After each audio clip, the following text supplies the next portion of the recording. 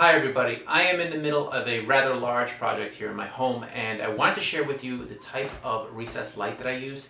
There are a million kinds out there and it seems like it would be a crapshoot to figure out which ones would be best. So I am going to share with you what I've learned.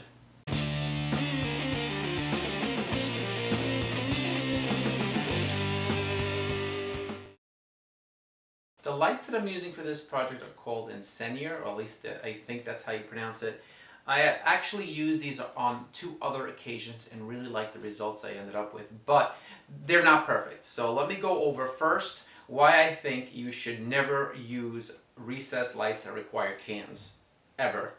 Then I want to go over the things that I like about these lights, and then I'm going to go over the things that I don't like about these lights. And then you can decide for yourself if this is right for you. This is why I'm never going to use a recessed light with a housing again. For starters, you don't have to buy a housing, and those can be pretty expensive, especially if you need a lot of them. But the ease of this installation is unbelievable.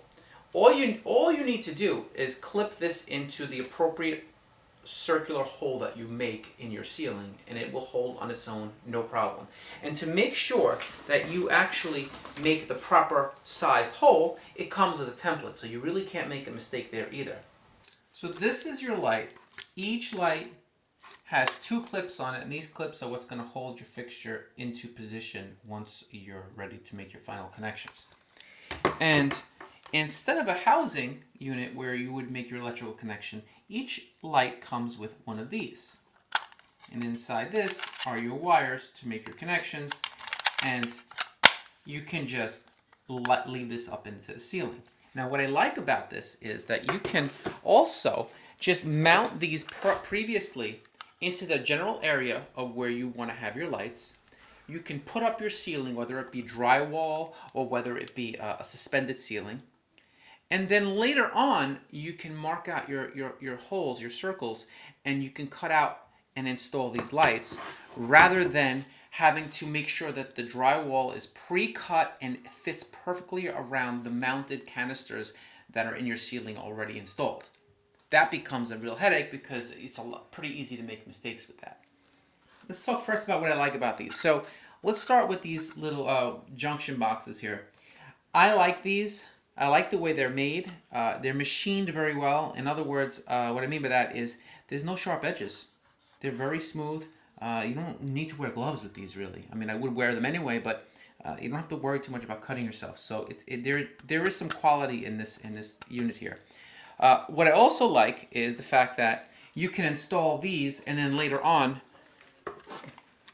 connect your light, which makes things so much easier. Like I said, you can mount your ceiling first and then worry about making your final connections. Also, I like the fact that it comes with a template, so you can't make a mistake. If you use a 6-inch hole saw, you'll probably have a perfect opening to mount a 6-inch light. I also like the fact that there are these 2 slots here, so you can actually hang these on one of your beams rather than it just floating around up there when you're working and it hitting your head or something.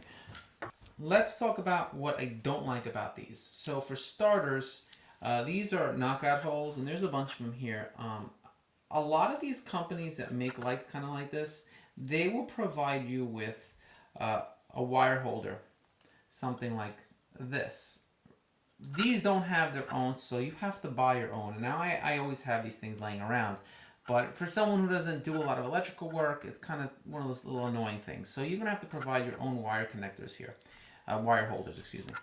Another thing I don't like too much about this is these connectors here.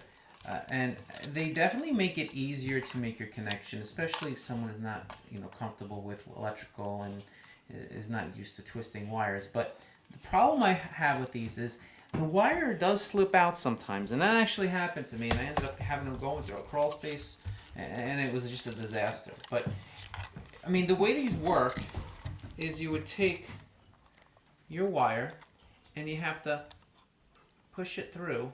And make sure that you see it. See how you see it on the end here? You have to see it all the way through. But the problem is, if you're moving these things around, sometimes they slip. So they do come out. So, and they do slip sometimes. So just be aware that you have to make sure that your connections are pretty good before you close these up and, end up closing your ceiling and then, having to go back. But the other side of it is these lights come out very easily, so if there was a problem, you could just take the light out quickly and check your connection, and then you'll probably be up and running again. Another thing that I think is a really poor design here is that these little slots to hang these little boxes, it's a great idea, but the holes are not big enough to fit your basic drywall screws. They don't fit, which means you're gonna have to go digging around for something with a smaller head, which sometimes is annoying because you might not have something like that. I happen to find something, but it took me a little while, and these will work. But again, you're working. The last thing you want to do is stop and start looking for parts and things like that. So that's kind of a poor design. A little bit larger, and these things would have been fine with drywall screws. Some of the specs that I think are very important and that you should know are that these are IC rated, which means they can come in contact with insulation and there's no danger there. They are also rated for damp locations. I did use the 4-inch version of these lights, and I put them outside under my soffit, and I'm in New York, and we had a wet and very snowy winter, and they're still working just fine. So if you were wondering, so far so good with that. These are also dimmable, which I'm going to be putting on a dimmer as soon as I can. And also, they come in all different color temperatures. Now, the color temperature that I have in this room is 3000 K, which is equivalent to warm white, which I would say resembles something like a 100-watt incandescent light bulb.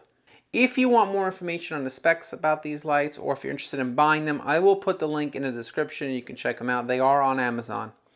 My overall rating for these, I'm going to give it an A-.